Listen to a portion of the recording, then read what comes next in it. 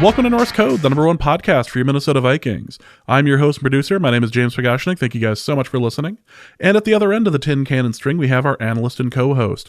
You know him from numerous blogs and podcasts around the internet, most notably from theathletic.com.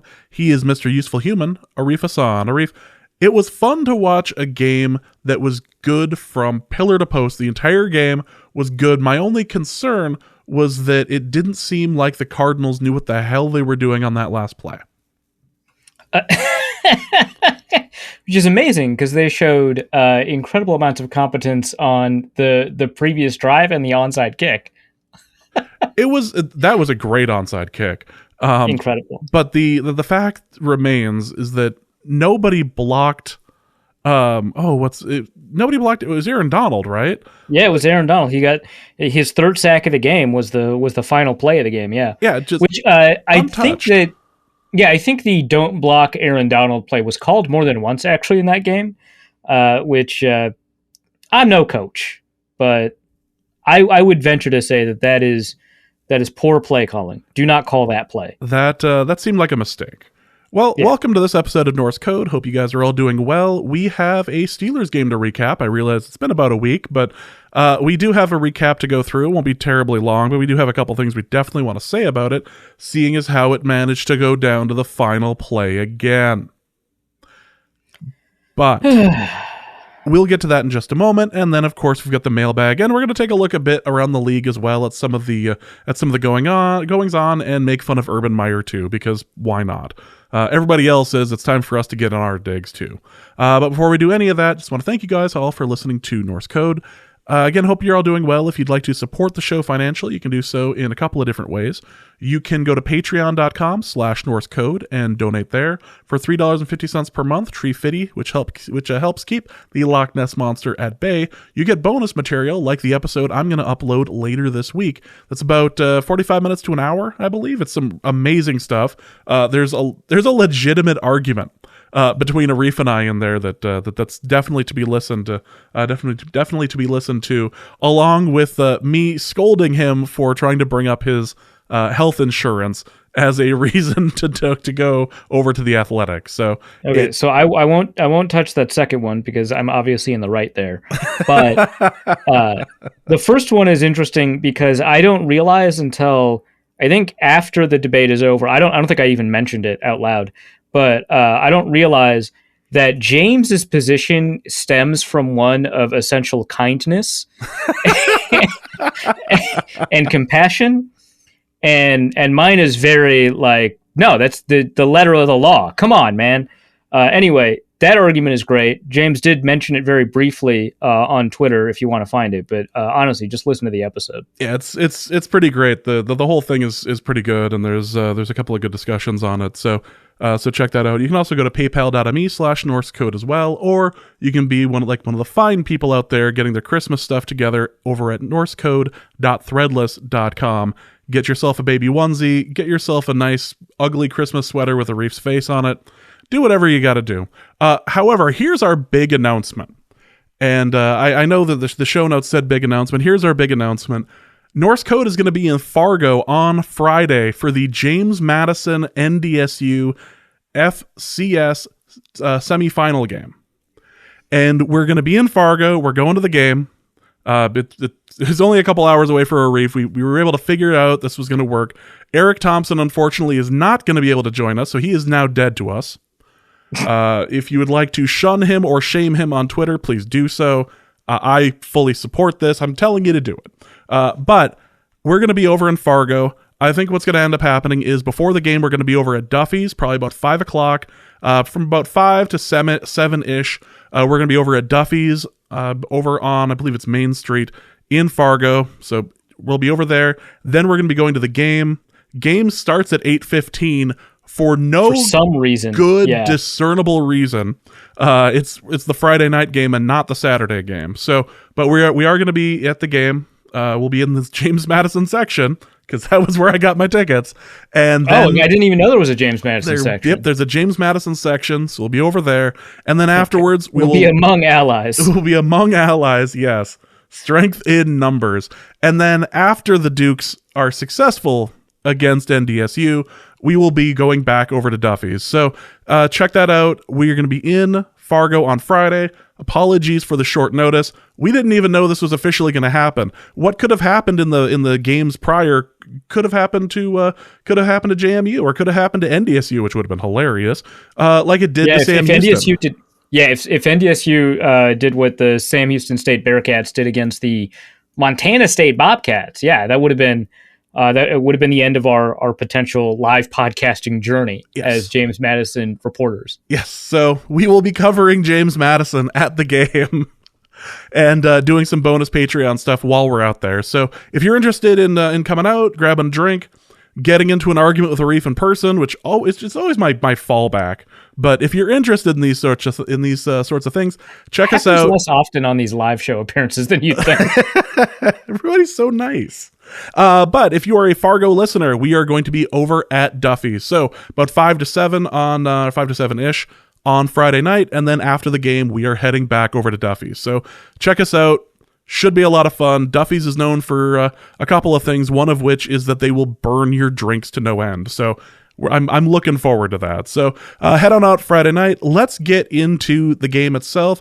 Let's get into what happened on Thursday against the Steelers, because for a good chunk of this game, it looked like the beat 'em down that we've been promised. It looked like the Vikings had shown up in all phases of the game.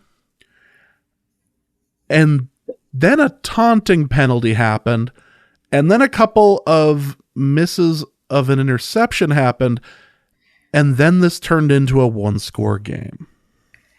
Yeah, it was kind of weird. I was happy for a number of reasons that the Vikings were like way out ahead. One of them is because our guest for the Steelers preview was Alex Kozora, which is great. He asked me onto his podcast. At the end of that podcast, he asked me kind of for a score prediction. And I said, hey, Alex, I know you said on our podcast that you thought the Steelers were like fundamentally they're a good team that had a couple of bad breaks. And I disagree. I think the Steelers are a bad team, right? So I said that on their podcast.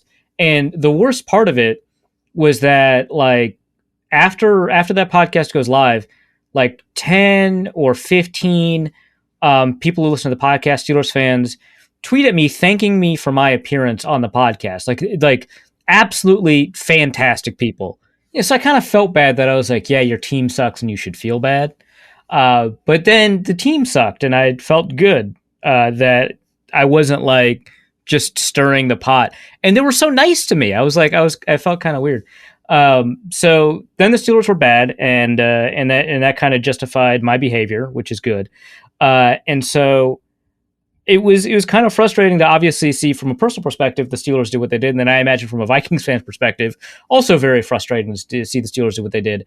But yeah, I mean, like a big part of that first half performance, the Steelers just didn't know how to defend the run. I've got a little bit up there about that on The Athletic. I break down about 4 or 5 running plays and kind of describe what this kind of told us about the first half Steelers, how they changed in the second half, including a little bit of a diagram about how they changed and what the Steelers did.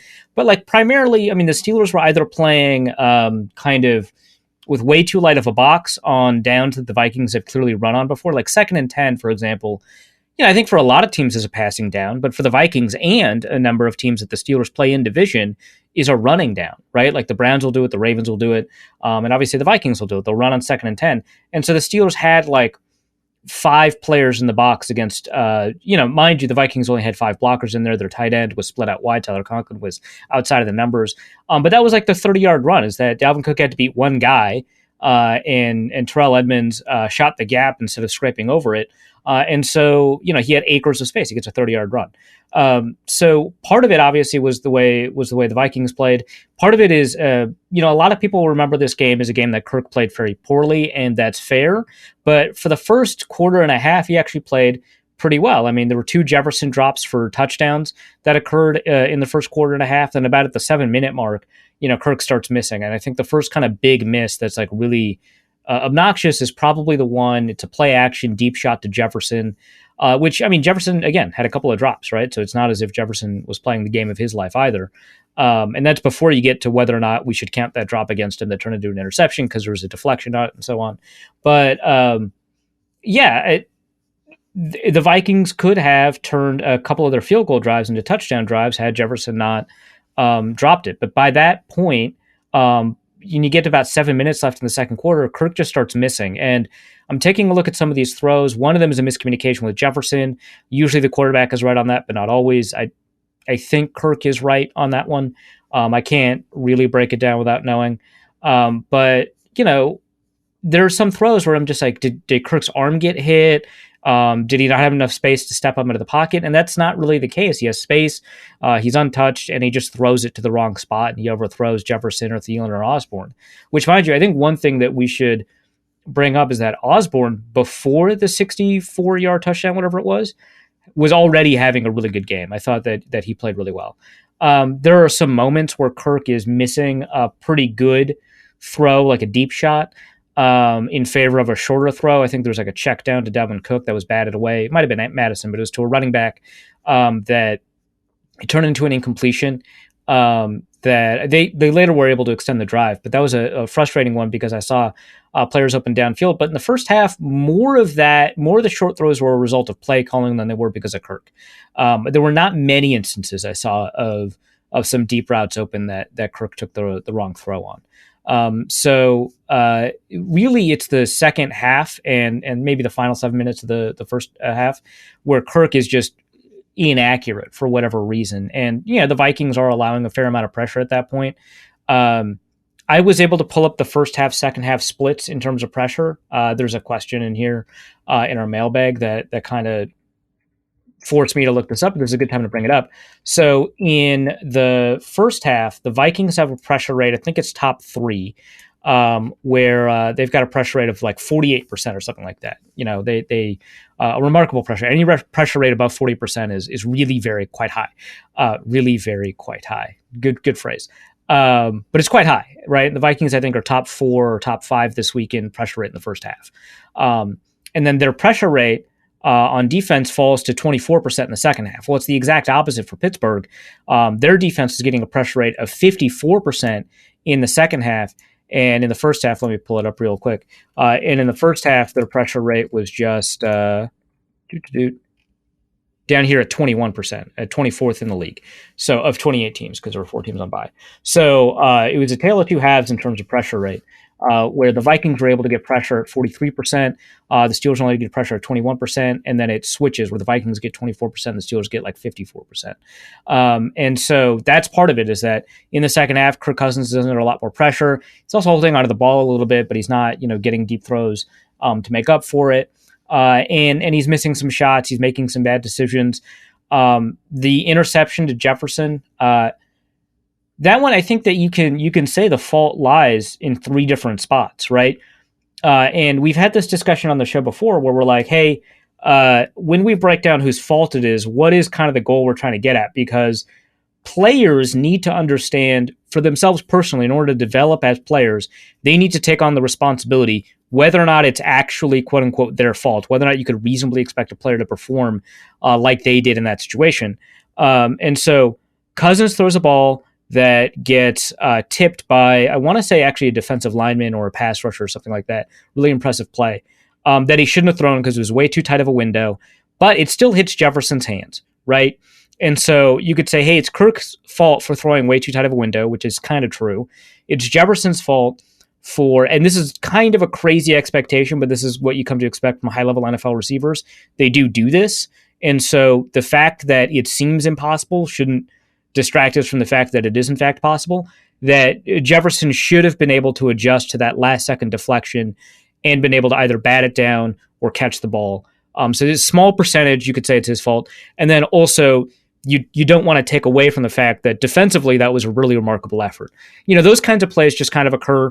There were 2 instances of simultaneous catches, one from, I believe, Chris Boyd, and a receiver, I want to say James Washington, and another one from Patrick Peterson and Chase Claypool, which go down as receiver catches. So the ball bounced the wrong way in a couple of ways for the Vikings, and the right way for the Steelers.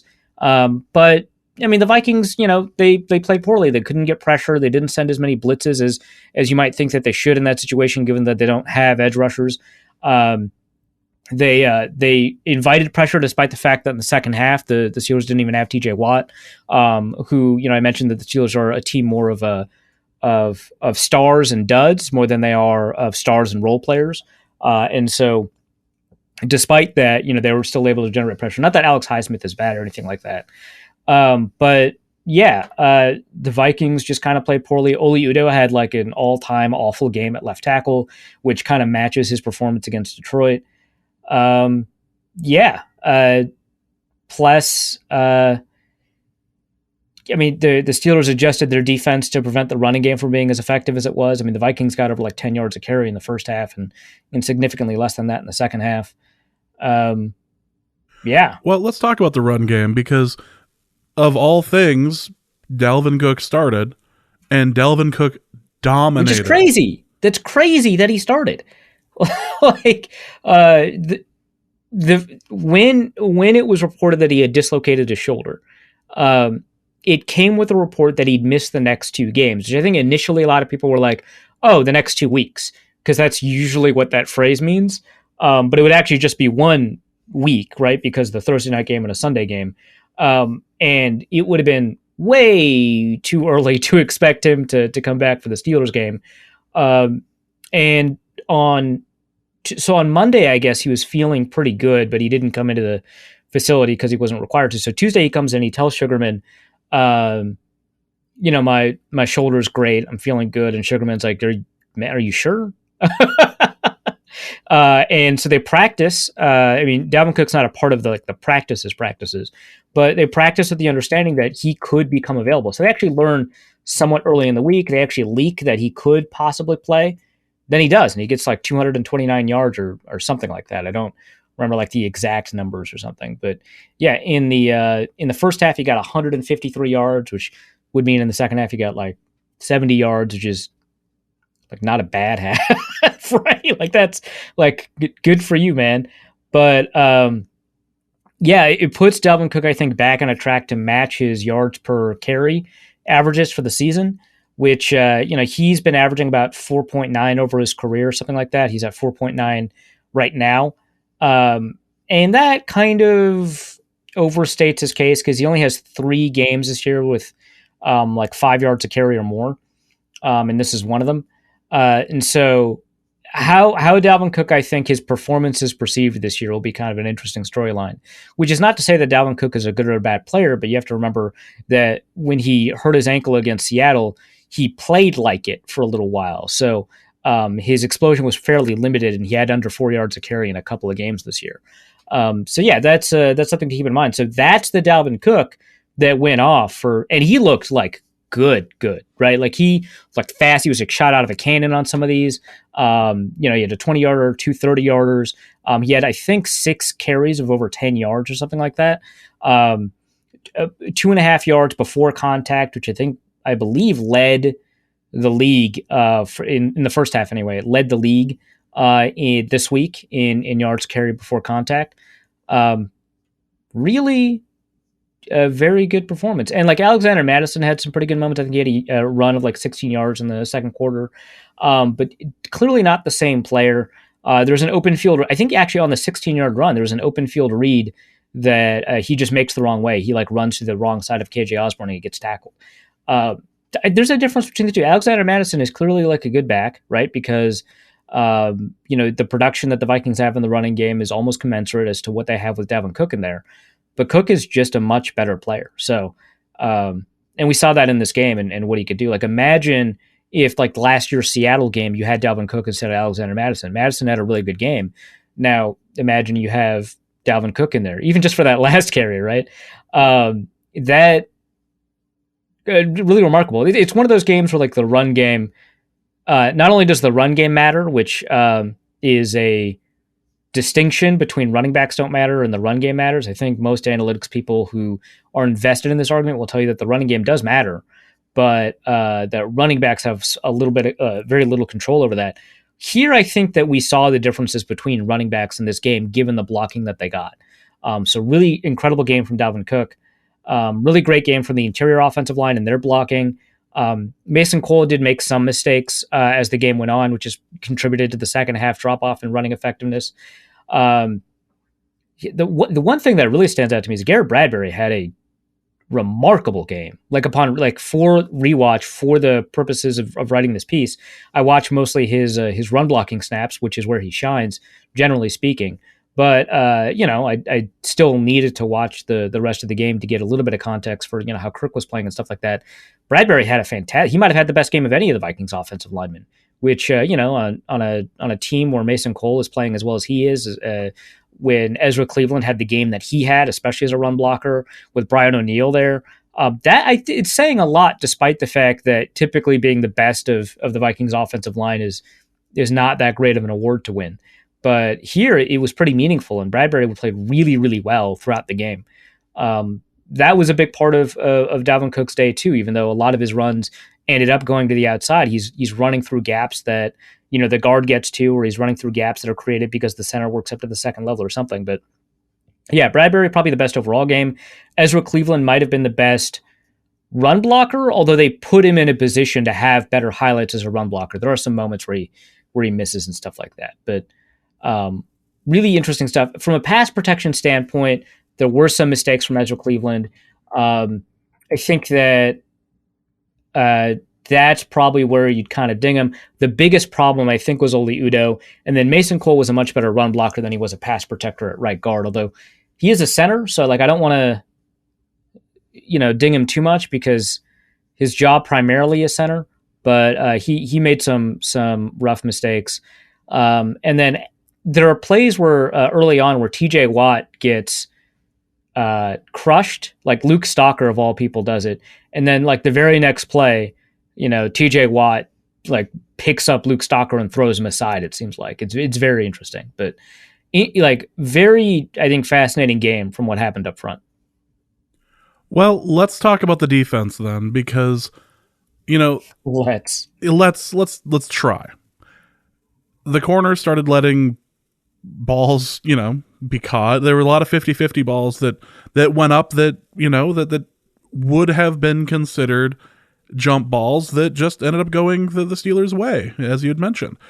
It's unfortunate that it seemed like the steamroller started after a taunting penalty.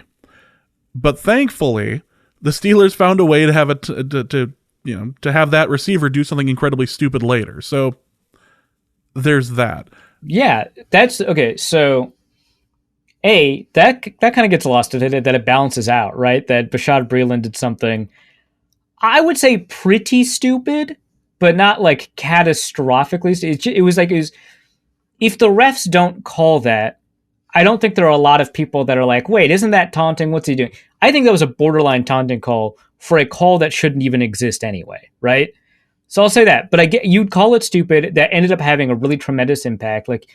Not only does it quote unquote change the momentum or the tide of the game, which is what the players say happened and certainly feels like it happened, because that if you were to pick a turning point, that would be a pretty good one. But also factually, I think that was a third down play where they were going to force them to punt. And it extended the drive on a drive that they eventually ended up scoring a touchdown. And of course, if the Vikings had just played better on the subsequent plays, wouldn't have been a problem. But in the same way, the Chase Claypool point by itself wastes 3 seconds. Shouldn't have done it. Pretty stupid. But if it's not for Eric Kendricks using that confusion to swipe the ball out, there's not another 10 to 14 seconds taken off the clock, right? That's Kendricks took advantage of an opportunity that was there, just like the Steelers took advantage of an opportunity that was there with the Bashaud Breeland thing. And so is it Claypool's fault? Yeah, it is, but because he created the opportunity, but the degree to which it's his fault is not worth 14 seconds of blame, as it were, right? Because a lot of that is just a Vikings player commits a delay of game penalty without getting caught, which is, smart, right? The refs probably should have called him or whatever. But yeah, I mean, Claypool was kind of stupid, but he was also a really important player for them in this game. Steelers fans getting as mad as they did against him is like he had 93 yards in this game, and he won like an insane contested catch against Patrick Peterson. Like, he was important. It's very weird that Steelers fans are unqualifyingly mad at him. Like, they should be upset, but it's not like Bashaud Breeland, where like Breeland has the pick, right? So that's good. But it's not like Bashaud Breeland, where he's typically a bad player that makes a big mistake that then goes on in the game to continue to make mistakes. And then, unfortunately for Breeland, we're judging him on how he performed on the snaps that he did. He did leave in the middle of the game because he was ill. He ends up throwing up on the sideline. And he ends up putting himself back in the game. And, you know, maybe like as a human, you can say, okay, I don't like, it's tough. They're extenuating the circumstances. It's tough to evaluate him like that. But like as a performer on the field, it's not like Ben is going to throw those passes any easier because Bashaud Breeland is sick. So he's out there, he gets burned, and that's what happens. Those yards still count. But it's not like Bashaud Breeland, where he makes a mistake and you're already kind of primed to be frustrated with this guy, which I know Steelers fans have been pretty frustrated with Claypool overall. But like, he had 93 yards in the game. It's very weird. I think the reaction is like way too much. It occurs at the end of the game, so it's like very everything is high leverage at the end of the game. But like, you know, Pat Freiermuth, hold on to the ball. No one cares. So the game ends after a ridiculous comeback. Which, thanks to Harrison Smith, who had a truly remarkable game in coverage as a run defender. He nearly got that fumble. Like, can you imagine what that game looks like if that counted as a fumble? He gets a sack on a blitz, and he screws up the Steelers' protections in the first half just by being around. Like, it's not even, he doesn't have to rush the passer, although of course he did, and that helps. But by screwing up the protection calls, you know, which Ben Roethlisberger has to take over because they don't have their center, right? They have to play Kendrick Green, who is not a very good center, it looks like. That the Vikings were able to get, what was it, like 5 sacks in the game or something like that. So I just want to add huge props to Harrison Smith, extraordinary game from him. So game happens, near comeback. This was a game that was what, 29-0 at one point? It is the only game out of 1,616 in the, I believe, the history of the NFL where a team leads by 29 and then allows a final play or something like that. Like I'm going to put this tweet in the show notes, but allows a comeback opportunity even, right? So there's no team in the so this is a regular season stat, obviously. But there's no team in the regular season, which the reason that you say regular season is because of the famous Oilers comeback, 35 points. But no team in the regular season that has ever allowed a 29-point comeback. But even more importantly, no team in the regular season has had the ball on offense with a chance to tie or win on the game's final play after the other team gets 29 points. So, yes, this is the first time that not only it would have been the first comeback, but it would have been the first opportunity for a regular season comeback.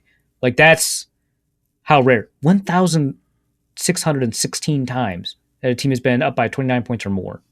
It was ridiculous. And the Vikings found themselves 29-0 and still found a way to make this into a one-score game. And the optimism shotgun glass was broken early. And it was sitting there waiting the whole time. Which is incredible because it's never happened in NFL history. Yep. But as these points started to go up on the board and as interceptions started to happen and everything, boy, all the tweets started showing up. And you know what they all said? They all said the Vikings are not to be trusted because they are clearly not to be trusted. I was just halfway numb watching the end of that game, just sitting in the chair, just going, is there a single Vikings fan alive who believes that if that touchdown would have gone in, that the 2-point conversion would like have missed? Like they would mess that up? No, that 2-point conversion might as well be just already up on the board. Yeah, they might as well just count it, right? Like as soon as the touchdown occurs, there you go, 8-point touchdown, good job, overtime. And And it would have been great for the Vikings, I think, from a narrative perspective, to be the fourth overtime team, or to be another team to go into 4 overtimes this season. Like, just incredible. Plus, I mean, I believe the Vikings are 1-2 in these overtime games, but like overall, like on an EPA perspective or a film perspective, or whatever, they're like a really good overtime team. Like, it's like a fumble here or whatever, but like Kirk Cousins is good in overtime. It's very bizarre to me because he's like not good in the fourth quarter, and then as soon as you like reset everything and it's no longer really situational football. Like, there is a situation, if you score a touchdown, you win. If you score a field goal, you allow them to respond. So it is situational football, but it's not the same. It's not. There's no clock. There's no way defenses don't alter their coverage really significantly, and so he's like good again. It's very bizarre, but it would have been fun to see in overtime. Obviously, for Vikings fans and for the Vikings odds in general, good thing it didn't happen. But like, man, if the Vikings had hit a 4th overtime, that would have been funny as hell. Yes, it would have been funny as hell, and I would have been scrambling for my heart medication to help me get through this dumb as hell situation. But the Vikings were able to pull through it, and the Vikings are still laughably in the playoff hunt.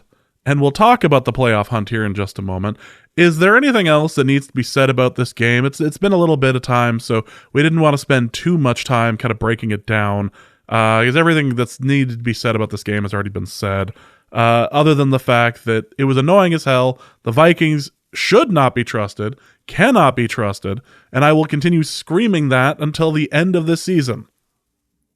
The Vikings were pretty lucky until they were substantially unlucky, and then on the final play they got kind of lucky again. So that's what I have to say about that. Again, very weird game. Bradbury really good. That's very funny to me. What did he do that was so different this game than previous games that he's had this year? I wouldn't say that, like, I mean, like, he just won his reps, right? Like, I don't know that he was setting any differently. I don't know that his hands were any faster or were more on target. I mean, they must have been, right?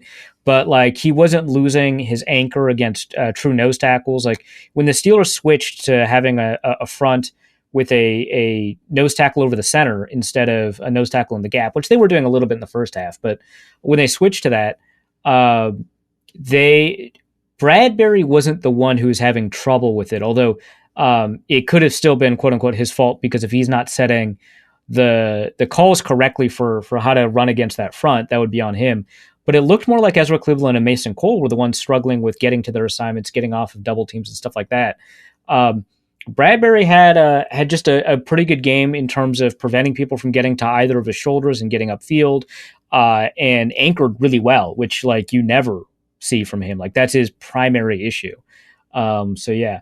Oh, and then one thing we didn't really discuss too much was like how the defensive line did, just because like they did really well in the first half and they did really poorly in the second half. I want to say that Michael Pierce had a great game as well. Like, he, I think because he has a sack, which is great, but he also has additional hurries, which I think one of them created another sack. He ends up with a forced fumble. He ends up with a run stop. He ends up with, I think he ends up redirecting the runner a couple of times. Anthony Barr had a really good game. So the players returning from injury, generally speaking, were pretty good. It was only like Patrick Peterson who was good for a good chunk of the game. And then as the game kind of wore on, ended up losing a little bit in terms of his reps one-on-one. But yeah, I mean, the defensive line for the most part was fine in the first half, but they were benefiting from like unblocked pressures and stuff. And then in the second half, when that stopped happening, really could not find ways to get pressure on Ben. And Ben turned into somebody else. Well, it turned into like 2015 Ben Roethlisberger at the end, which is very frustrating. I will say that I really enjoyed that blindside sack that Harrison Smith got. Yeah, I saw that, and then I saw the timeline talk about it, and like almost everyone was like, yeah, nobody feels bad about that. Hit him again. Like, just like neutrals, right? Like Charles McDonald at Forverts or Justin Mosqueda were just like, great, good, do it again. For some reason, well, it was very karmic for some, like that specific one was very like, yeah, screw that guy. Yeah, well, Well, let's talk about something here because we're done talking about the game. Let's talk about the state of the league real quick because there's been a lot of interesting news that's come out, specifically about Urban Meyer, but we're going to go kind of around the NFC specifically. So Urban Meyer, we'll start off AFC, obviously, with Urban Meyer. But so there have been some rumblings about Urban Meyer. He still has a job currently, but boy, I don't know if I'd want these specific rumors to be floating around. Although I do enjoy that his biggest thing now is he's against the leaks. So he's like, not only do these things not happen, but if I find out that you've been talking about these things, then you're fired. Like, the Urban Meyer thing is difficult. It could be completely not difficult. Khan could just fire him tomorrow, and I don't think anyone in the greater Jacksonville area will, mind. Well, so another report came in. So Tom Pelissero publishes this in the morning of December 11th, right? So like Friday morning, right? And I think by Saturday night, another report came out that the Khan family was like committed to Urban Meyer, which like I guess you'd have to be after like the video of him cheating on his wife while his players were on a plane back home, like surface. Like, yeah, if you're not going to fire him after that, right? Which like, yeah, the cheating on your wife thing, that's personal. It's not, but like after a loss, you don't go on the team plane back home, and you're caught doing something incredibly frivolous, right? Like that's what got you. After they don't fire him for that, yeah, I guess they wouldn't fire him for this. But like, so the Pelissero story, which we're going to link in the show notes, is helpfully bullet pointed in the middle of it. And so one of it includes, that Marvin Jones, one of the receivers, right? Xavier Rhodes killer Marvin Jones, became so angry with Meyer's public and private criticism of the receiver group, which, mind you, the receiver group is very poor. But became so angry with Meyer's public and private criticism of the receiver group that he left the facility until other staff members convinced him to come back and had a heated argument with Meyer during practice. Now, Marvin Jones has been on the Matt Patricia Lions, right? And I don't think there has been one story about this. Like, he's been on like the Marvin Lewis Bengals. He's been on the Matt Patricia Lions. Like, he's been on like some really rough coaching staffs. And in fact, like almost to the point where I think he's only had experience with bad coaching staffs, which is very funny. But stories like this have not come out, right? Like, this is nuts. And then Urban Meyer delivered a biting message that he's a winner and his assistant coaches are losers, according to several people informed of the contents of the meeting, challenging each coach individually to explain when they've ever won and forcing them to defend their resumes. Which, like, one, didn't you hire them?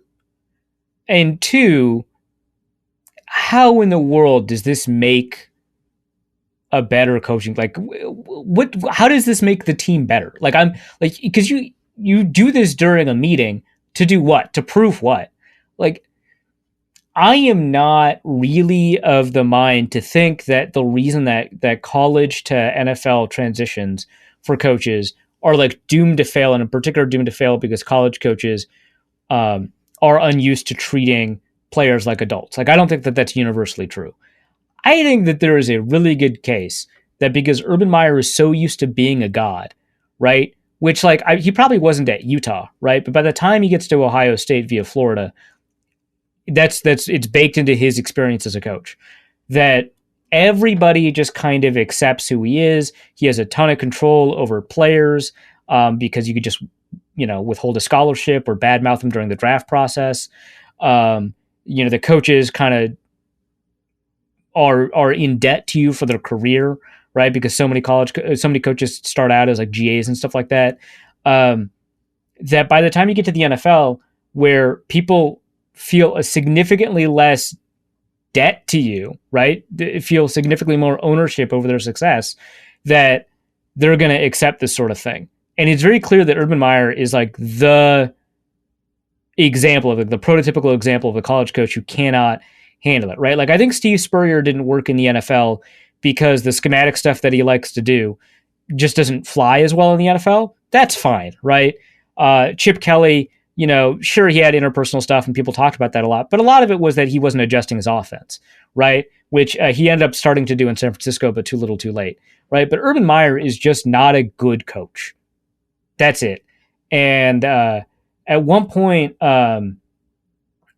it was brought up like he loves to micromanage, which will come up when we bring up the third bullet point of the story. He loves to micromanage. And at some point they asked him this year, like, is that still there? And he's like, no, I don't. That's not who I am anymore. And it's like, you're not Urban Meyer anymore. They didn't hire you. They hired the old you that had control over every element of an organization. And now you're like not that invested in like, not every good coach micromanages. Most don't, right? But like, if that's what made you successful and you're not doing it anymore, like, what's the point? Which makes it really funny then that he continues to bench James Robinson, which, by the way, I thought he was such a great value in so many. Like, I'm super exposed in my fantasy leagues to James Robinson. I got him late in a bunch of drafts. So I'm personally pissed off. But so he's benched James Robinson a couple of times. Once after a fumble, he had like 8 carries in a game. Contrary to his public statements that it was injury-related, Meyer ordered Robinson's benching after an opening drive fumble in last week's 37-7 road loss to the Rams, then had running backs coach Bernie Parmalee stop Robinson from re-entering the game, insisting that Carlos Hyde, who had played for Meyer at Ohio State, stay in.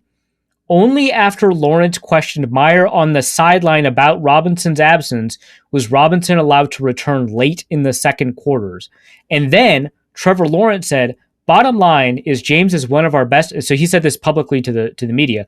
Bottom line is James is one of our best players and he's got to be on the field, and we addressed it. And I feel like we're in a good spot and the whole team, we're good. And quarterbacks don't often call out, coaching decisions like this, but Trevor Lawrence in particular doesn't. Like, I listened to the Too High podcast with Seth Galina, Deontay Lewis, and they had Richard Johnson on, RJ Wrights. And it was a great episode. They discussed this. And one of the things that they bring up is that, college people have been following Trevor Lawrence since he's been like 16 years old. And he does not do this. Like, he is very respectful of the authority of coaches. He's very kind of introverted and doesn't see controversy. He's very like, what the coaches say, I'm a soldier in this war, and they're the general. I'm going to follow what they do. He very much does not express his thoughts on what the team is doing, other than pure positive, right? Since he was 16, right? And so it must be awful for this to happen. And mind you, when Urban Meyer was first questioned about James Robinson not getting many snaps, he initially said, I think it's injury related, which, by the way, I think, like, that's very weird that you don't know. I think it's injury related. And then a reporter follows up with, okay, but if it's injury related, wouldn't the least useful time for him to be in there would be in the fourth quarter in a blowout? Like, if it's injury related, why would you play him for the meaningless snaps, not the meaningful ones? And he goes, that's an interesting question. I'll get back to you. And then like a couple of days later, he gets asked this question again, like, hey, you said you'd get back to us. What about it? And he's like, yeah, I don't know. And it turns out he does know. And also he was later asked in a different game why you benched him after a fumble. Was it punitive? Not even like accusatory, you did the wrong thing, but just perfunctory. What is the specific reason this time? And he said, no, it wasn't punitive. And it turns out it was. It was punitive. It's specifically in this article. And he's pretending he doesn't have control over who's in the game. You're the head coach. You got to know answers to this. It's not like, why is Dan Chisna out there, in the fourth quarter on 3rd and 10, right? Like, that's just a question I'm curious about, right? Is he getting better as a receiver? And if Mike Zimmer says, actually, that's an interesting question, I'll get back to you, that's not upsetting, right? That's like, he's the 4th receiver on the field, right? The offensive coordinator and the receivers coach clearly came up with something and they want to get him in a little bit, so he's being rotated in a little bit. Fine. This is your best skill player, period. Why is D in the... Like, if Justin Jefferson is not out there on a critical snap, I'm asking that question, and if Mike Zimmer says, I don't know, heads are rolling, right? This is that. This is not... hey, there's this kind of micro, like, why is this specific player playing this? It doesn't matter, right? That's just a curiosity. This is like the way your team is run and how you need to win games question. And he's saying he doesn't know. So this guy's done. He's toast. He's cooked, except he's not. And the Cons have re-expressed that they absolutely want to keep him on for a number of years. And let's not forget that recently, even was it today, he had said that somebody was playing when he wasn't. Yeah. What the hell, man? Your thoughts and prayers once again go out to the Jags faithful here. It's been tough for him. I actually Luke Braun had retweeted a Locked On thing from the Locked On Jags, and boy, that was... Oh, I got to check that out. Yeah, he had actually included the quote, "This might actually be worse than the 1-15 Jags that we had the pleasure of watching last year. Like, this team is the worst he's ever seen." Yeah, I was in an argument with a Lions fan a couple of weeks ago because they were saying the Lions are the worst team in the NFL. And I was like, no, the Lions have the worst record, but I think the Jaguars are the worst team, which it becomes increasingly difficult by the time you get to an 10-1 Lions team, which, hey, 1-11-1. So, yes. Make a wish. Yes. But, it becomes hard, but it's like, yeah, but this Lions team has been like close. The only game at that point that the Jaguars had won was in London. That obviously doesn't count. And it was, what was it, against the Jets? I don't know. It doesn't matter. But like, the Jets also won in London. Yeah, it super doesn't count. This team is like awful. It's bad. It's awful. It has no chance of doing anything competitive. The fact that it wins some games is more of a fluke, right? Like the Lions losing some of the games that they lost, kind of a fluke. Like the Lions are obviously they're a bad team, but like, which beat the Vikings. But like, their losses that were like it took a record-breaking field goal to beat you, right? Like that's a game where like honestly you won, but you didn't because the way the rules work. But honestly you won, right? The Jaguars don't really like, they're just bad. They suck and they're bad, and I want better for them. Well, let's talk about what's going on with the Panthers, because they appear to be attempting when their original quarterback Darnold comes back, they may actually be attempting the three-headed beast at quarterback, which would be hilarious. Oh yeah, they mentioned that like Sam Darnold because they recommitted to XFL legend PJ Walker rotating in with MVP Cam Newton. So you got two MVPs on the field, and then also Sam Darnold. Which like, okay, so Sam Darnold he's not, but you could make the argument that he's the best out of those three quarterbacks, but like it's still funny to put it that way. Yeah, man, I don't know. Like, clearly not Joe Brady's fault at this point. Like, what do you do? Just put a quarterback out there. Well, I mean, just pick a guy. We had talked at some point, and other podcasts have brought this idea up as well, about having like situational quarterbacks come in. You know, here's your fourth down guy and stuff like that. But yeah, here's your like Tebow might be your red zone quarterback, and if he was even remotely accurate, he would actually be a pretty decent red zone quarterback. But yeah, this is just like, yeah, we're gonna put in worse Cam Newton. That's the situation. The situation calls for somebody who is not as good as Cam Newton, who does Cam Newton stuff, to come in. God. It's so funny to watch. Aaron Rodgers and his foot have become a bit of an issue. Although Rex Ryan has recently come out and said that he's a foot expert and he has opinions. Props to Rex Ryan, honestly, for just taking that one head on. That admittedly was a pretty good line. I props to him funny on that. But the Aaron Rodgers thing is the fact that he said after the game that he had suffered a setback. He is in a fair amount of pain. There is a nice conspiracy theory out there. I guess you enjoy a good conspiracy theory.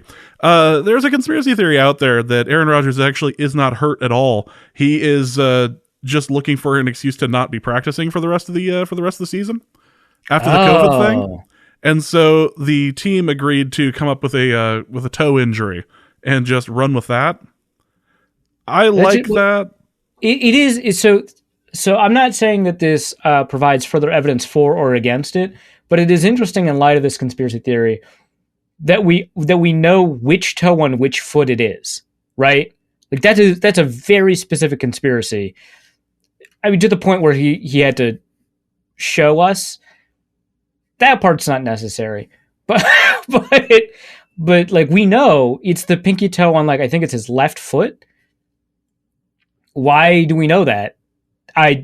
That's a lot, man. I mean, you hear about turf toe, but you never hear about the location.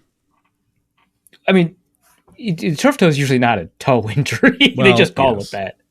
But but yeah, and he says it's different than turf toe, which is what started the original conspiracy that it's actually COVID toe.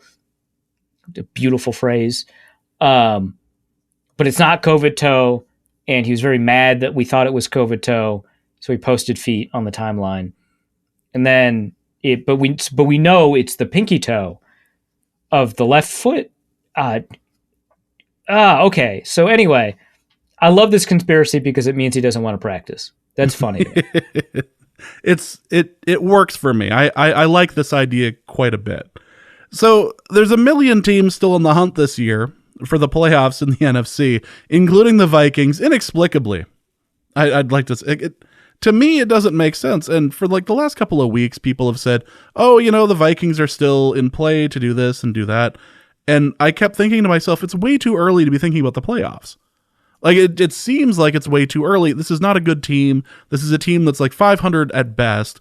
Why are we talking about the playoffs? Well, the playoffs are just about here. And now you're looking at this, you're looking at the wild card just going, boy, I don't know what to think about any of this. Yeah. Well, the Vikings are in the hunt, as it were, right? I think they're currently the 8th seed if, the season ended today. They've got a pretty decent path. I'm going to write about it later this week about what the path to the playoffs looks like for them. But yeah, they got a decent path to the playoffs. And they might become the 7th seed. There is a path for them to be the 6th seed. I mean, technically, if they win out and a bunch of games go their way, they could be the 5th seed, which that's not happening. But that's an option. And then they get to earn the title that nobody actually wants, which is the team everybody's afraid to play in the playoffs, because it means that you're not, the 1 or 2 seed. Because the team that everyone's actually afraid to play is the best team. But the reason you give that title out is like, hey, this team could make things spicy. Yeah. But yeah, I mean, if the Vikings can always find a way to keep games close, if you're an overwhelming favorite, you don't want to play the Vikings. If you're an underwhelming underdog, then yeah, you do, right? Like you want to play the team that's going to screw it up and give you a chance to win at the end. But if you're an overwhelming favorite, you don't want to play the team that's going to find a way to keep a game stupidly close for no discernible reason, right? Like, oh yeah, I guess this is a game where there's a kickoff return touchdown or something. I don't know. Now the Vikings are within 3 and driving down the field. I guess we'll see how this goes. Also, we're the Packers, right? Like what do you do, right? But yeah, when that happens, the Vikings could earn that moniker despite potentially entering the playoffs below 500, which like feels not that possible. But after the Vikings lost to the Lions, a bunch of other teams also lost, right? And so, yeah, they could enter the playoffs below 500 and be the team nobody wants to play. It is ridiculous. Just watching the NFC East, it's absurd. Like Dallas is running away with that, and the Eagles, boy, yeah. The NFC East always feels like they're either like a joke or like 3 of those 4 teams are like really good. Like it's one of those 2 things, and it can turn on a dime, right? Like what was the Eagles' dream team, like 2011, I think, right? And you're like, yeah, that NFC East, that's pretty good. You got the Romo Cowboys, you've got the Dream Team, right? The Giants team. That year, that Giants actually won the Super Bowl, right? Yeah. And so that Giants team could always threaten, and that division turned out to be a joke that year, right? Like the NFC East is a bizarre conference or division. And now you have Matt Stafford actually winning games against teams with a winning record. It's his first win against a team with 10+ wins. He's been in the league for a really long time. Yeah, like at first you hear that stat and you're like, well, he's probably not played that many teams with 10+ wins, which like in the grand scheme of things is true. Like, how many times do you play a team with 10 plus wins in a season? Like twice, right? Like, it doesn't happen that often. But then, like, he's been in the league since 2009. Like, okay, it should have happened by now. Yeah, it's kind of ridiculous at this point, and which also would imply that he, usually that's the moniker of a playoff team, and he was not able to, be successful in the playoffs. So there is that. But right, exactly. Like he couldn't. Yeah, if you play a playoff team, like if you get into the playoffs, you might have a couple more opportunities to play 10 plus win teams. It didn't really happen too often for him. Like, how many times has he been in the playoff? 2-3 times? Yeah, I believe twice. I could be mistaken, but I believe it's just the 2 times. But which mind you, Matthew Stafford is the poster child for don't judge quarterbacks by wins. But man, still feels weird. Yeah. Did you see the troll tweet out there about how Cooper Kupp is the best wide receiver that Matthew Stafford's ever had to throw to? That's and funny. A lot of people bit on that. That's funny. There were a lot of pictures of Megatron on there, and yeah, that was that's yeah. At some point, it's a good troll, though. At some point, you just have to recognize that something's a troll and not get sucked into it, because that's exactly what he wanted. But all right, let's go to the mailbag. We got a couple of questions here, including one from Joe Schneider, who asks, when Darisaw returns, do you think Udo goes back to starting right guard, or do they stick with Bradbury at center and Cole at right guard? I mean, the upsetting thing about Bradbury having a really good game is that now you have to have a discussion that's a little bit different, right? I think the Udo experiment is over, at least for this year, right? Like, I think if Udo turns into a good guard, it's not happening in the middle of the season. I don't want to write him off, right? Like, it's possible, but I think that he's probably best suited as a swing tackle. It's just that the Vikings have had so many tackles that eventually you start moving tackles to guard, like Ezra Cleveland. But yeah, I am really curious as to what Wyatt Davis is up to, right? Like, why? Like, it took a while for Drew Samia to see the field, and when he played, we figured it out. Like, oh, that's why. Okay, I guess that makes sense. I'm really curious about Wyatt Davis, but yeah, I think it's possible that Cole ends up being the right guard. Cole did not play the most he actually had a pretty good first half. He did not play the most spectacular game at right guard. So I don't know that he's done enough, but he's probably played better than Udo has for most of the year. So I wouldn't write him off. Next question is from John Belk, who asks, do you think how hilariously Vikings that fourth quarter was makes the game look worse than it actually was? Multiple Vikings touchdowns went off fingertips. The Steelers receivers came down, and with every 50-50 ball, the fumble and almost fumble went Pittsburgh's way, and yet the Vikings still ended up 8 points ahead of a semi-decent team. That seems like a pretty strong performance. I would not call the Steelers a semi-decent team, but you make a good argument, John. I would say that the Vikings' inability to close down on or prevent Roethlisberger from turning it on in the fourth quarter does still point to fundamental problems with the Vikings. Like, yeah, the 50-50 deep balls were impressive plays by both of those receivers that you wouldn't see in a typical situation where those DBs have that kind of positioning and on that kind of throw. And so most of the time, those would be interceptions. Like, I get that. I'm curious if PFF counts those as turnover-worthy plays. I'm guessing that they don't. But they certainly are.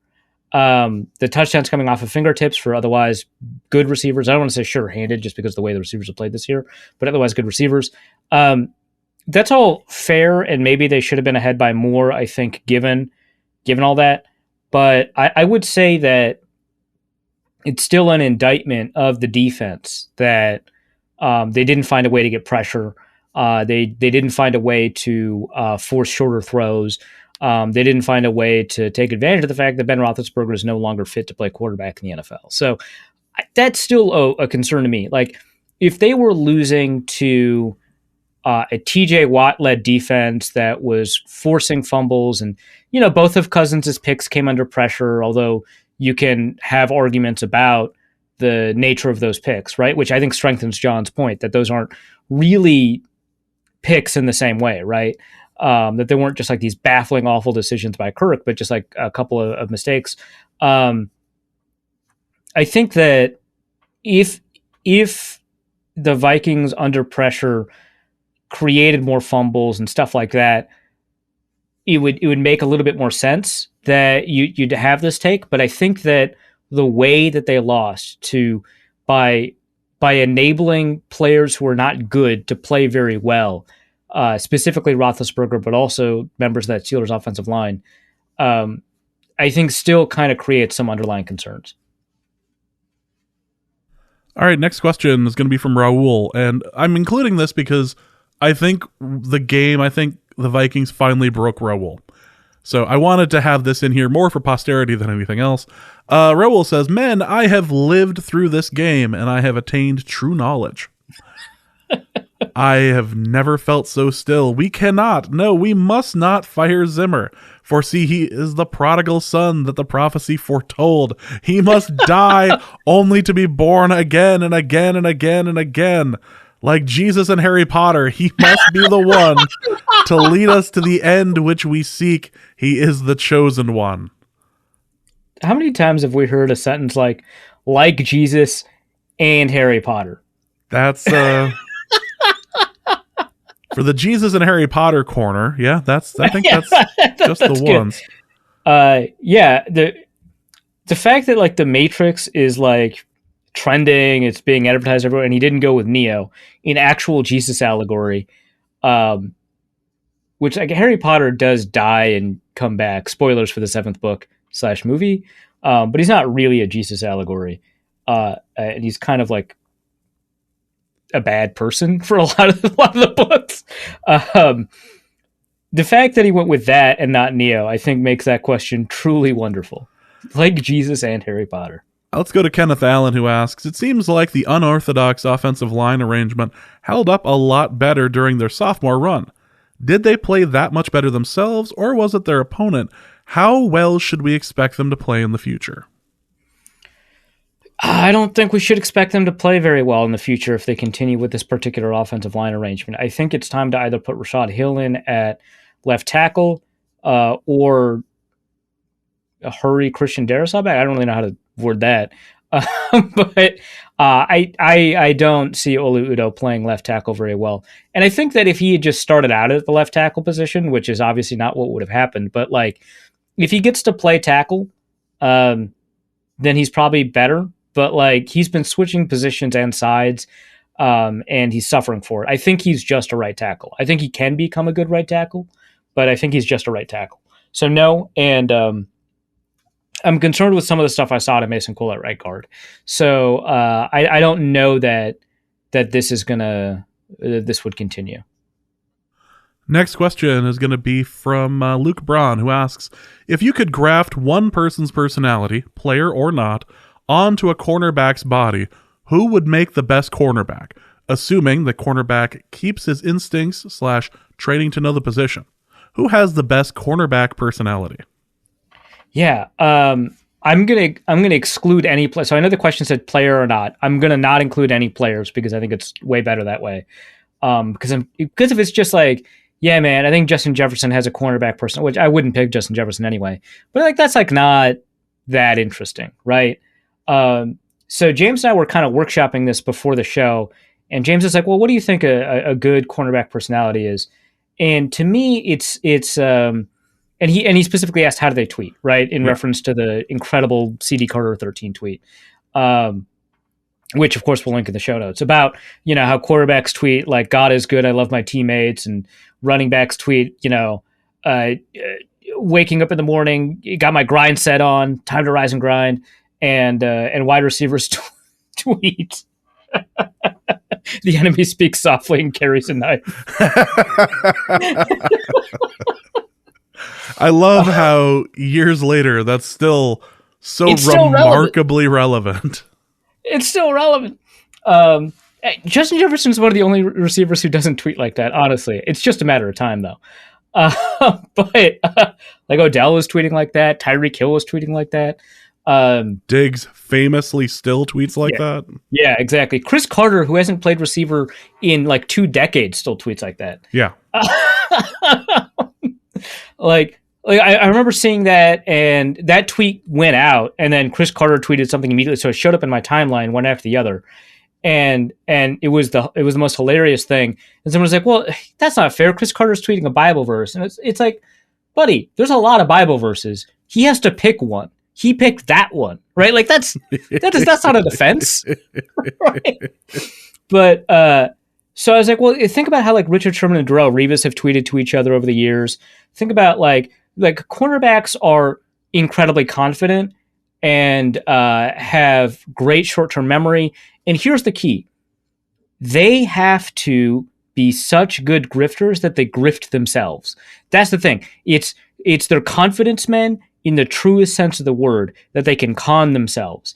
It might be because I've been watching a lot of Leverage, but that has to be it, right? And so I'm like, well, who exudes unearned confidence, right? Because like Luke's been tweeting out that Bashaud Breeland has an ideal cornerback personality, and like honestly, yes, he does, right? Because he's not that good of a player, he's not having that great of a year, and he's tweeting like he's king of the world, right? And you have to, right? Because if you get burned by Odell Beckham like 3 times in one game, and you're like, I still want to play this game, this is still for me, you have to convince yourself you're amazing, right? And so that you have to like every NFL athlete lies to themselves, right? You just have to get to that spot. I've talked about it before, where you have to convince yourself that the odds don't apply to you for you to even have the commitment and drive to be good enough to make it to the NFL. And so the cornerback is the pure distillation of that. So who's really good at that? The first person I thought of was Gary Vaynerchuk, Gary V. I do not love Gary V. I think a lot of people who listen to this podcast would understand that. But this dude has so much confidence, and I think he believes himself, right? Like he'll name 20 companies that he thinks are about to take off, and then one of them does take off, and he's like, man, I called it. I absolutely called it. And it's like, I could have picked 20 companies that just got VC funding, right? I could take a look at these VC websites, pick 20 companies that are all social media related, and just say, yeah, these are my 20. One of them might make it, right? So he's on top of it. And so I mentioned this to James, and he's like, Alex Jones. And while I don't want my cornerbacks to be sued for harassment and doxing, I do like the idea of that energy being encapsulated in a quarterback athlete. Like, oh man, you got called for defensive pass interference? Yeah, I might have, but that's just a conspiracy against me and me personally. That is what you want out of your corner. Yeah, right, exactly. And so I'm thinking about this, and I'm like, well, who has the most insane confidence in the world? And it's Tony Robbins. Tony Robbins has the most insane confidence in the world. I think Tony Robbins has an ideal cornerback personality. And the thing is, cornerback personality really only applies to on the field stuff. I don't think that there is a good corner on this planet that their personality on the field I would ever want to be in the same room with. I would never be friends with them, right? They're off the field, some of them might be fantastic. Richard Sherman, by all accounts, when he's not talking about how good he is at football, is like a fantastic person who not only just does good stuff, right? Because you can be annoying and do good stuff, but is like a genuine pleasure to be around, right? That's my understanding. Minus the whole police altercation thing, recently. Yeah. Right, yeah, right. Same thing with Darrelle Revis, right? I feel like we just did the whole but if you ignore that thing that Collinsworth did with Rodgers last night with telling the truth. Right, with the most honest quarterback in the NFL. Yeah. Well, okay, but like I'm excluding any like because I mean that sounded like a mental health incident too, right? So I don't want to like rope that in there. But like Darrelle Revis, same thing. Like he sounds like a fantastic person to hang out with. I'm just talking about like on the field. I don't want to be in the same room as the kind of player Richard or Josh Norman is, right? Like the insane confidence that they have. I never want to hang out with Tony Robbins once in my life. If I'm in a room with Tony Robbins, I've made a series of mistakes. So that's what I mean. I want that to be a show title, but it's too long. Tony Robbins hungry. Tony Robbins. That is ridiculous. Let's go to Ryan Menson, who asks, what changed so much between the two halves? The two differences I saw were Kirk's play dropping off considerably and the Vikings getting to Big Ben with far less consistency. Is this accurate? Did the Vikings play drop off, or did the Steelers make good halftime adjustments?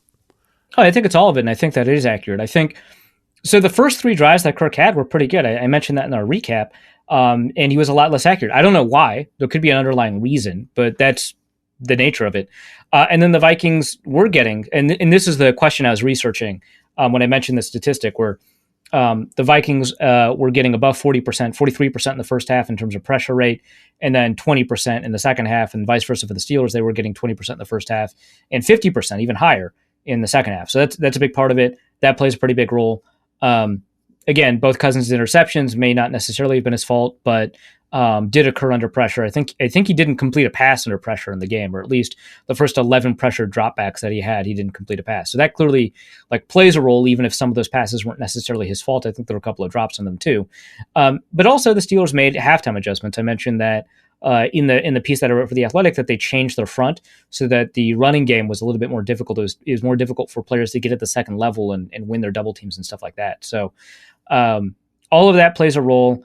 I think also there's some variance here. It's luck based, right? I think the fact that, like Belk said, that there were 2 deep contested catches that just happened to be so contested that they had to go with the tie goes to the runner rule, and the offense just retained possession. Both of those were basically picks, right? So some of that is variance. Some of that is the Steelers actually making some pretty good halftime adjustments. Some of that is the Vikings playing poorly for whatever reason. Also, from Ryan Menson, he asks, bonus question for James's trust issues corner. Week in and week out, the Vikings perform exactly to expectations with the 12-13 one-score games. Even when up by 3 scores at the half, they worked to find a way to make it a one-score game. That's some commendable consistency, and they should be trusted to do it again. So why don't you trust them? Perhaps they should just be accepted for who they are, rather than setting expectations too high and then getting angry when they cannot meet them. Well, this is, okay, James, obviously you get the final answer to your trust issues corner, but this is, the question is what are you trusting? Because essentially when you say don't trust this person, you're not saying don't trust this person to not do what they've always done. That's not what you're saying. You're saying don't trust how this person represents themselves to you, right? If I'm saying, hey, I don't trust this politician, right? I don't trust this guy. He's saying a lot of stuff and he never follows through. Well, he's clearly reliable then from that statement. He never follows through. But when you say you don't trust them, you're not saying I don't count on him to not do what he always does. You're, in fact, counting on him to do exactly the opposite of how he represents himself to be, or she, famously female politicians can lie as well. But the Vikings at various points throughout every single game present themselves to be a good team, whether it's in the first half against the Steelers or the second half against the Lions, or in the fact that they were touchdown favorites against the Lions in general, or that they've got the 3rd best passing defense by EPA or whatever. The Vikings represent themselves at various points throughout the game to be a good team. They also represent themselves to be a bad team. You can't trust what the Vikings tell you who they are. That's what you mean by you can't trust them. Anyway, James, your final thoughts.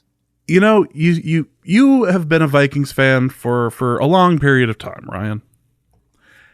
And you have watched this bad behavior go on. Especially this year. You have watched this bad behavior just get worse and worse and worse. And at some point, you have to ask yourself, are you better than what you're watching?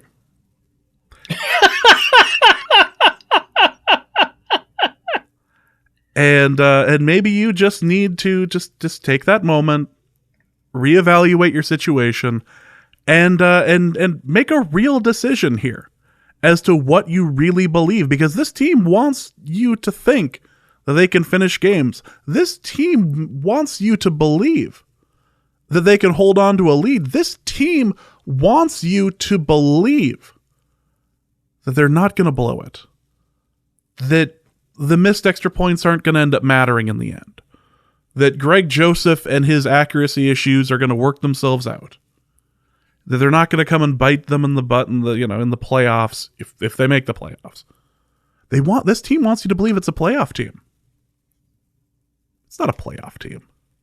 Don't trust them. The Vikings are not to be trusted. Just because something is consistent doesn't mean that they should be trusted for something positive. No. No. You know better than that. Don't even try to use that sort of logic. It's not going to work. But let's go to Arif and to Arif's Kirk resentment corner. It goes from a question from Michael, who asks, Arif, talk me into Kirk's resentment of Zimmer that is so deep that the reason the Vikings are not to be trusted is that Kirk's primary objective is to get Zimmer fired. 3 and outs to put defense in a bad position, goal to make the defense look as abysmal, and minimal self-cost. No. Kirk's primary goal is his primary goals are to, 1, be respected, and 2, to secure the bag. And ticking off the head coach, not a great way to secure the bag. Obviously, if Kirk gets Zimmer fired and another coach comes in, and that coach is more kind of amenable to Kirk's style of play, and responds to the team by investing more in the offense than the defense, and praises Kirk publicly, that kind of fits his goals, but he has no control over the coach they hire. So I don't think so. I think that would run counter to Kirk's primary motivations. Also, he wants to win a Super Bowl, and every season he wastes getting a coach canned is a season that he reduces his odds of winning the Super Bowl. So no, I do think that there is some maybe vice versa element that Zimmer resents Kirk, but not enough to throw games and stuff like that. But I like the energy of this conspiracy. I think if we kind of work around it and come up with a new one, that we can start running with it. Nick Howard asks, with new rules regarding coaching interviews, if the Vikings are eliminated from the playoffs, or from contention anyway, do the Vikings make a coaching change to get a jump start on the interviews? Yeah. I think that especially if the Vikings are mathematically eliminated from the playoffs, or rather eliminated from playoff contention in any serious way, it would make sense to fire Zimmer partway through the season and get a jump start on the interviews. The one concern is that you can look a little bit like an unstable organization if you fire partway through the season as opposed to the end of the season. It looks less likely that you are going to provide a top-tier coaching candidate with one of the things they want, which is job security. But I think that you can always just point to the fact that Zimmer was on the team for 7+ years and survived some pretty rough seasons with high expectations. So that's not a huge concern, but it is up there. Given that you can start interviewing coaches now with 2 weeks left to go in the season, a rule that I've mentioned a couple of times on the show, but I haven't talked about whether or not I like it or not. I don't love it, but given that there's been a lot of controversy over being able to interview coaches during the playoffs, that this was the response. I'm surprised that they did not respond by saying you can't interview coaches until after the Super Bowl. But I guess that would mean that there are a bunch of coaches in waiting for 30 teams that want to be connected to another group of those 30 teams that can't interview until these 2 teams finish their game in the middle of February. Well, it's the middle of February now, early February, as the combine is happening and stuff like that. Like the NFL schedule makes it so tough. But I think it does make sense because you don't want a Manny Diaz, Mario Cristobal situation at Miami where they're interviewing while the coach is still on staff. That's insanely disrespectful. I think so. I think that they should. I don't know if they do, but I think that they should. I had a random thought during Monday Night Football tonight that haunted me. And maybe you can talk me down from this actually being a thing, or maybe you could, tell me, oh, that sounds interesting. The Vikings move on from Zimmer, and Zimmer ends up catching on as either the defensive coordinator or the head coach in Vegas. I think he does catch on as a head coach somewhere. So there's that. I don't know if it's Vegas specifically, although that would be really funny because Derek Carr has been kind of Kirk Cousins-ish in that until this year, maybe last year, he's got this ridiculously strong arm that he uses to check down. Would be very funny to pair him with Mike Zimmer, but yeah, I kind of it'd be kind of funny if Mike Zimmer caught on somewhere and then actually, won something. So yeah, no, that should continue to haunt you. Yep. let's just go with the haunting thing. Iowa Josh asks, is Cordero Patterson comeback player of the year this year? That would rule, but it's obviously Dak Prescott. Yeah. Let's go to Chris, who asks, if Cousins and Fields were swapped and had their exact same season, what changes for each team? The Vikings get a higher draft pick and sooner, and we get to have a clearer discussion about how to move the team forward instead of being stuck in this weird limbo about whether or not they make the playoffs, because Fields is having a bad season. But the Bears, it's not like their defense is playing up to the defense that we're used to seeing from kind of the most recent iterations of the Bears, like the 2018-2019 Bears. But the Bears would be better. The Bears obviously are kind of a mash tent right now anyway. Yeah. They did get like David Montgomery back and stuff like that. Well, let me take a quick look at how the Bears defense is doing, at least from an EPA perspective, before I flip. Because, the Vikings defense is weird in that their run defense is awful and their pass defense is like really high level. And so it's kind of difficult to get a good understanding of what this defense is until you get to the final 2 minutes. And then you're like, I know what this defense is. Let's see. The Bears are a bad defense. Okay. I think that I don't know that their records would be swapped, right? Because the Vikings defense is better. But both would be... Yeah, the Bears would still have a losing record, but it'd be much better. And the Vikings would be kind of bottom of the basement stuff because their defense, I don't think would be able to handle the turnovers or the 3-and-outs from the Justin Fields stuff. So, or maybe we would see a lot of... it'd be kind of funny if the Vikings had both Kellen Mond and Justin Fields. But yeah, maybe we'd see a lot of Sean Mannion. So maybe we wouldn't even see that much Justin Fields. Yeah. Next question is going to be from Alex, who asks, my last day for final exams is the 23rd, and I have completely forgotten to get gifts for my family. What are some heartfelt and meaningful Christmas gifts I can get on the 4-hour drive home on Christmas Eve?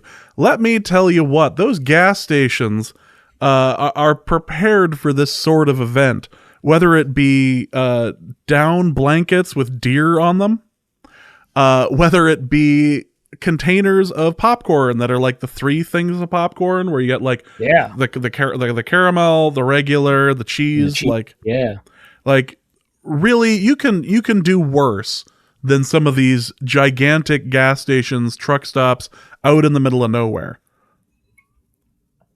Also, I believe if you ordered today at norsecodepodcast.com, you'd receive your gifts before the 24th.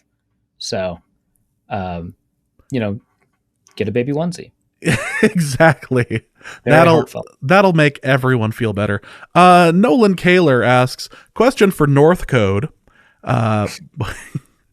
He's coming out here all excited because the Winnipeg Blue Bombers won their second consecutive Grey Cup last night. So, question for North Code. Now that he's coming off back-to-back Grey Cups, should Cousins be looking in the rearview mirror at Zach Collaros? I think they're the same age. That's the funny part. Yeah, so Collaros has won Grey Cups, 2012, 2019, 2021 with 2 different teams, although he was with 5 different teams, or 4 different teams, but on the same team twice, and has the unique distinction of having beaten a team in the semifinals that he had started for earlier this year. So that's incredible revenge personality stuff. I think that's just so cool. The idea that the Blue Bombers traded for him because Chris Strevler, Gopher great, was so bad. I mean, he actually was good for South Dakota State, but Gophers fans will remember him for being a Gopher. was so bad that they were like, yeah, they like lost 4 of their 5 games before they made this trade. Great stuff.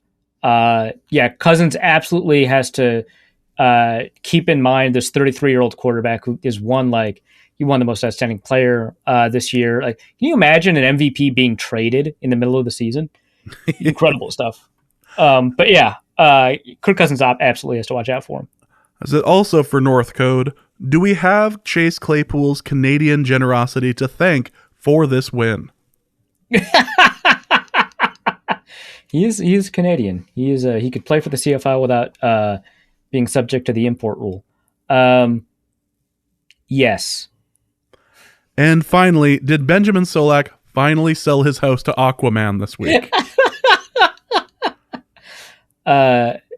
Michael Kist, my nemesis, long ago tweeted out a picture of Benjamin Solak wearing a cap, and it fits on his head in such a way that that like the caption was something like "Time to own the libs" or something like that. He looked very much like a Ben Shapiro / YouTube right-wing personality.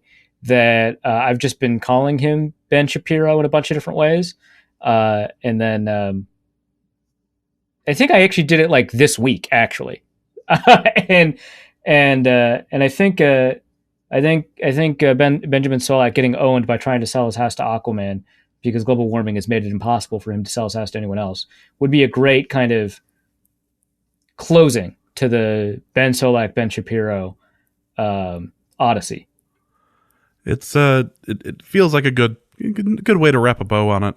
Yeah. Let's go to Kyle Slaby, who asks, for Arif's Christmas war room, I have cultivated a small coven of witch talk enthusiasts with my subtle secular Christmas decorations. We have our first conclave later this week. What is the best snack to welcome my fellow soldiers into the War on Christmas army? I have no response other than James's tweet. You can see it either on James's Twitter or in the show notes because it's incredible. Find yourself a nice dessert that I don't know that sounds more expensive or sounds more complicated than that is, like a pecan sandy. Yeah, just something nice and kind of, oh, okay, sure. This sounds exotic when it's not. It's it's pretty easy to do. Or just make brownies that you can make something that you can like turn into the shape of something. Yeah, that sounds good. Something nice and easy. I think stuff that's just good, that's not Christmassy, like s'mores, right? Delicious. Everyone loves s'mores all the time. I'm a little biased because I always get s'mores flavored things, but yeah, that's not very Christmassy. But no one's going to turn it down, and because of that, you subtly undermined the meaning of Christmas. And these are witch talk people. Who's going to say no to like something involving fire and smoke? See? Perfect. Zen Cupid asks, with the Seahawks becoming the first ever back-to-back linear Super Bowl champions after beating the Niners and the Texans, are they officially a dynasty? Follow-up, is there still a path for the Vikings to win back their championship? Yeah, the Seahawks play the Rams, I believe, next week, and then the Vikings get the Rams after that. And so if the Rams beat the Seahawks, which I believe the Vegas odds say that they will, and the Vikings beat the Rams, which anything can happen. Like, who knows, right? The Vikings absolutely have an opportunity to regain the Norse Code linear trophy, which I had actually made a mistake. I thought the Rams had already beaten the Seahawks. So when I asked James, hey, the Rams just beat the Cardinals, that means they retained their linear Norse Code Super Bowl trophy. Was like, no, the Seahawks still have it. And I was like, oh, yeah. They play the Rams next week, a crucial game in the Super Bowl schedule. Very, very crucial. We will be inconsolable if this doesn't end up coming back to Minnesota this year. Yeah, it's really important that the Rams win this one so that the Vikings, I don't know what happens in the actual playoffs, but so that the Vikings have an opportunity to win it back before the playoffs start. Next question is going to be from Dr. Aaron Matson, who asks, I was feeling pretty good Thursday night at halftime. Then I pictured Nessie hitting the glass and heard James saying, the Vikings are not to be trusted. So when the inevitable happened in the second half, I was prepared. Is this a sign I've been listening to the podcast too much or just the right amount? Does this mean Jake has become a kind of Jacob Marley, warning Vikings fans of optimism? Who would the ghosts of past, present, and future be? That's incredible. The ghost of Vikings past, the ghost of Vikings present, the ghost of Vikings future. I think the ghost of Vikings past, it's either like a Ted Glover type that would love to talk to you about the teams from the 70s and how painful it was to cheer for them, or somebody. Actually, that's a pretty good one. That I think is on there. I think the ghost of Vikings present could be James, right? The Vikings not to be trusted. I think Eric Thompson, with his Venn diagram, could be the ghost of Vikings present, and the ghost of Vikings future. Does that turn into Luke or one of his bunnies? I was about to say it could be. Yeah, we were on the same page. I think Luke Braun. And well, the benefit here is that the ghost of Christmas future is like hooded and you can't see their face. And if Luke is the ghost of Vikings future, I wouldn't have to see his dumb face again. So, so that helps. Wow.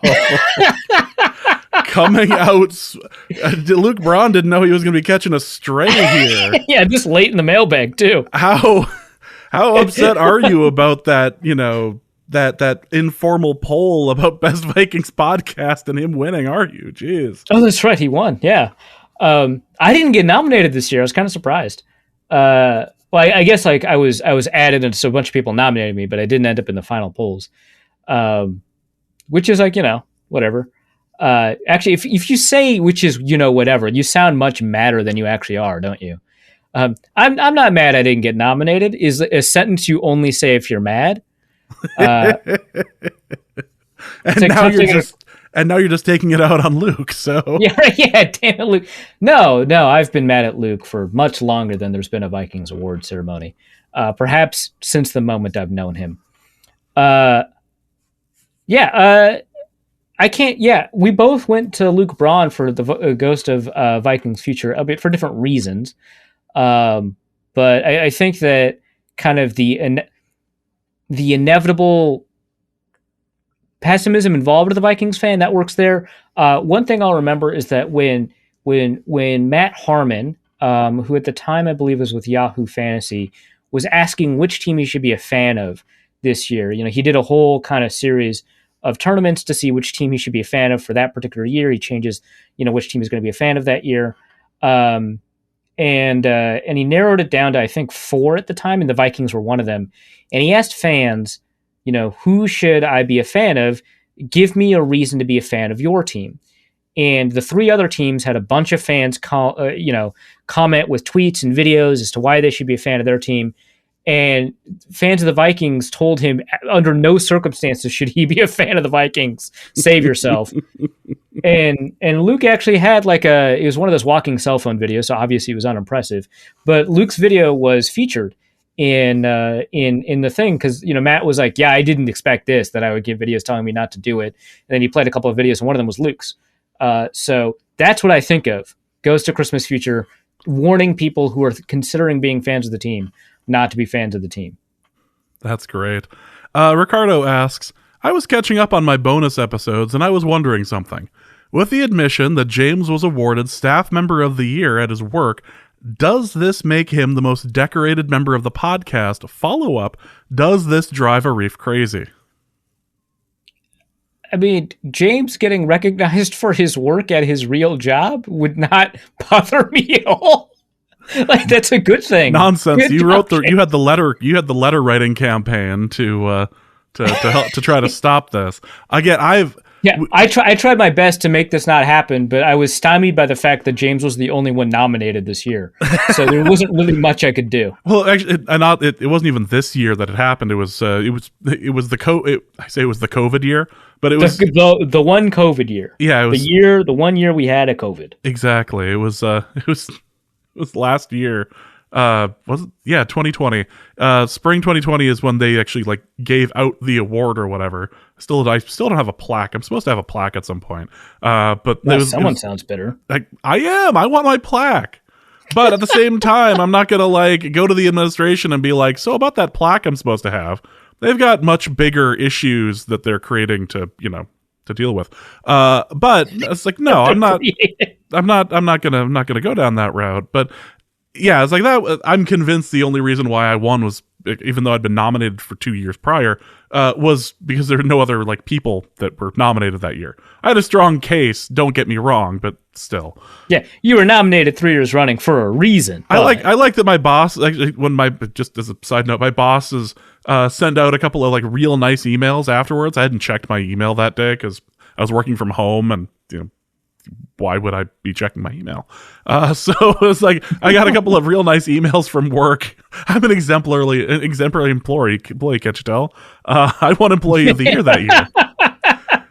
And I got a couple of nice emails saying, hey, congratulations. And my only response was just joking. It's like, oh, good. I'm glad the bribing finally worked. It was like, I'm just not taking any of this seriously. So my one award at work has nothing to do with Arif's literal dozens of appearances on other podcasts that are far more interesting than the work I do at my day job. So the fact that you're repeatedly on Mina Kimes' show, and she was just and I consider her Twitter famous after her ladies tweet. That was such a good tweet. It might be better than the Jerry Jones tweet that she might still have pinned to her Twitter profile. Her banger tweets are so good. Yeah, so no, I don't think this drives Arif nuts at all, probably.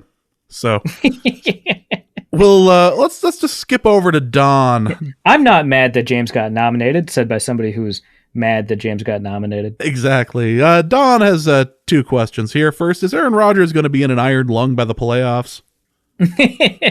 No, like his foot injury is going to like grow and consume his body. So he's going to have it in a wrap during games, and then it's going to be in a boot, and then the boot is going to extend all the way up to his leg to cover his knee. Then he's just going to be in a cast. So no, he'll be immobilized, but it's from the foot injury spreading, not the COVID. That's because he never had any COVID problems. Just ask him. Exactly. He's basically immune to it.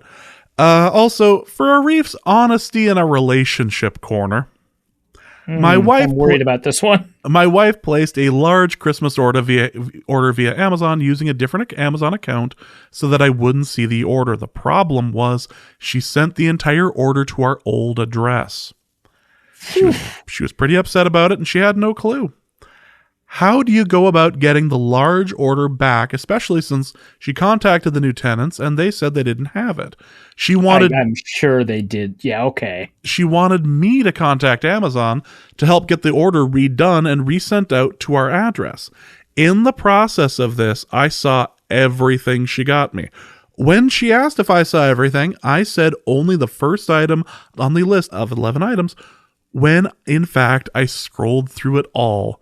Was I right to lie to my wife about this? All right, so the official position of the podcast in the Relationship Corner is that you should not lie to your significant other. I never agreed to that at all. That said, small untruths like this are not necessarily enormously harmful if you are a good actor on Christmas Day. If you are not very good at acting, about being surprised, about the gift you received, that's just bad functional process, whether or not it's ethically good or bad. The thing is, if you're telling the truth about the entirety of the scenario, which for the sake of the corner, let's say you are, previous for the sake of the honors, for the sake of the honesty corner. The sacred honesty corner, one we've had since like episode 3. Right. Yeah. Longtime listeners know. Mind you, in our relationship corner before, this is a different corner. This is honesty in a relationship corner. It's a different corner. But in our relationship corner before, we have learned that the listeners have not always been 100% forthcoming when it comes to describing a situation. But let's say that this played out exactly like you said it did, Don. and she wanted you to contact Amazon to get help, right? That you probably shouldn't have scrolled through it, but it is kind of on her that she was like, "Hey, you gotta. Hey, I made a new account so that you wouldn't." Which, by the way, pro move, just a mistake along the way, but great move. I made another Amazon account so that you wouldn't understand, you wouldn't know what you were getting for Christmas. But now that this has happened, I need you to contact Amazon instead of, you personally, unless you've got like some sort of specific phone phobia. That's now on her that you've now been exposed to it. I think that from the point of having looked at it ethically, you're fine. The question about whether or not you were honest about looking at it, I think in this one specific circumstance, it's probably okay to preserve the appearance of a surprise. But I don't think it's the worst thing in the world to tell her, "Hey, I saw all of those things." Although now you're in a spot because you definitely already told her that you didn't. Maybe you can say, well, no, she made a new account, right? So the email is hers, probably, not yours. There's no way this was a new account. This was likely her personal account before they got together, and it probably had something sent to that old address. It was alreally on file. Yeah, that's how the old address gets there. Yeah, yes. Yeah. So that's how that goes. Don, you're screwed. Yeah, I can't, because you can't later reveal that you do know what's in there, right? No, you had the one shot to be honest. Yeah, essentially, this is the jacket situation all over again. I realize this is coming from me, and my track record on relationships is hilarious at best. However, I'm just saying this would not be the worst breach of honesty ethics. Probably tell her, but open. I understand the reasons not to. Is that your suggestion? Open with a joke. See if that makes it better. Open with a joke. Hey, it'd be funny if I lied to you. Anyway, speaking of lies, yeah, you're stuck here. Yeah, the ability to come clean. The problem, of course, is that she put you in this particular position of having to talk to Amazon, because as somebody who has worked for Amazon customer service before, let me tell you that the name on the account is going to have to match the name of the person who's calling. So if her name happens to be on the account and yours isn't, they're not going to be able to talk to you about it. So that ends up being a major thing. Plus, they tend to ask for either last four of the credit card that was on file when you end up making the call, or they ask for like an item from the order. So of course, as a result, you end up finding out at least one of the items that's on there, in which it exposes the entirety of the list. So that makes it really difficult. You had an option, you had a chance to be honest with your wife for your first Christmas together as man and wife, and you messed it up. So now that's on your conscience for the rest of forever. Enjoy that. You set the tone, Don. Yeah. This is you know what? I'm enjoying the fact that this is not on me at all. This is somebody else screwed up for Christmas. Enjoy. Oh, you know what would be great? Actually, Don, you should say, "Hey, when you asked me if I had seen all of the items on the list and I'd said I'd only seen the first item, I was being dishonest with you. I'm sorry. I changed my mind after listening to a great podcast. Have you heard of it? It's the Norse Code podcast." Actually, she probably has heard about it. There's no way Don hasn't brought this up. But at least the Hell League, yeah. If you could say that we changed your mind for you to be more honest, because I still think you should probably tell her. It just wouldn't be the worst thing in the world if you didn't. You should credit us for saving your relationship to her. Yeah, maybe make her a nice dinner with some charcoal. That's how I would handle. She clearly prefers it, right? That's how I would handle the Christmas spirit in that house. But I'm just. That's just me. I make mistakes all the time. Well, that's going to be the end of this episode of Norse Code. We will be back later this week to preview the Bears game and all of the possibilities that could happen as a result of a win or a loss of that game. Arif, what do you have to plug? Yeah, you can check me out at The Athletic, theathletic.com/author/Arif-Hassan. I've got a piece on Dalvin Cook's day and how the Vikings were able to create so many big, giant running lanes for him to run through. I'm going to get a piece on maybe a rooting guide, but definitely kind of the Vikings pass to the playoffs later on this week. And I talked to my editor. We think at some point within the next couple of weeks, it would make a lot of sense to do a Kirk Cousins related piece. So I get to farm those free clicks. Not that I get paid for clicks, but that should be coming up soon too. So check that out over at The Athletic. And of course, we will be in Fargo this Friday. So check us out over at Duffys about 5 p.m. to about 7ish, and then after the game as well. And of course, we will be at the game. So check us out. We always like running into Norse Code fans, even if you happen to cheer for the dirty cheaters of NDSU. So we'll be out there. And also a bonus episode is going to head out to Patreon this week. So check that out as well. So for Arif, my name is James. Thank you guys so much for listening. And please remember, the Vikings are not to be trusted. And we'll be back later this week. Norse Code is the largest and only division of Norse Code LLC. You can find Norse Code on the Daily Norseman, SB Nation's Vikings blog at dailynorseman.com. You can also find it on iTunes, Stitcher, Google Play Music Podcasts, Spotify, or wherever fine podcasts are aggregated. Our Vikings blogger extraordinaire and generally useful human is Arif Hassan, and he can be found on Twitter at Arif Hassan NFL. I am your producer and co-host, and my name is James Pagashnik. You can find me at the show's official Twitter feed at NorseCodeDN. If you'd like to donate a few bucks to the show, you can make your one-time donation at paypal.me/NorseCode, or a recurring monthly contribution can be made by visiting patreon.com/NorseCode. Any questions or comments that won't fit in a tweet can also be sent to Norse